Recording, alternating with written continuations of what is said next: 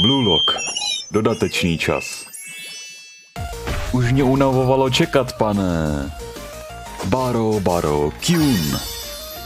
A teď 3, 4. Baro. Kyun. Špatně, takhle vůbec ne. Omlouváme se, pane vedoucí. Vy břídilové, nepodceňujte Baro Kyun. Poslouchejte, pro služebnu je zákazník vždy na prvním místě. Nejdříve do toho vložte srdce plné pohostinnosti, aby výsledek byl stejný bez ohledu na to, jaký zákazník přijde. Jde o konsistenci toho Kyun. Takže 3, 4. Baro. Kyun. Ještě jednou. Baro. Kyun. S láskou. Baro. Kyun. No tak víc. Baro.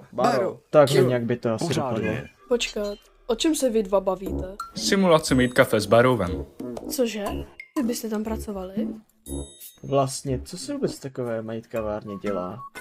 Prostě si tam povídáš a říkáš jim své trápení a starosti, ne? Myslíš, že by to baro zvládnul? Já v sobě opravdu nemám žádnou důvěru. To je úplně v pořádku, pane. Abyste získal sebevědomí, musíte si nejprve zvýšit sebeúctu. Moje sebeúcta? Nejdříve se každý den pochválte. Vedu si skvěle. Dobrá práce já. Jsem úžasný. Pak choďte brzy spát a brzy vstávejte a dělejte spoustu věcí, které vám dělají radost.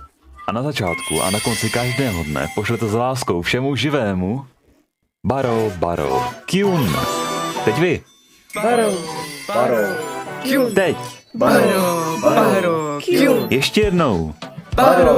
Baro. Kyun. Řekněte. Baro, Kyun. Páni, světový mír. Jupi. Pojďte se mnou vy dva.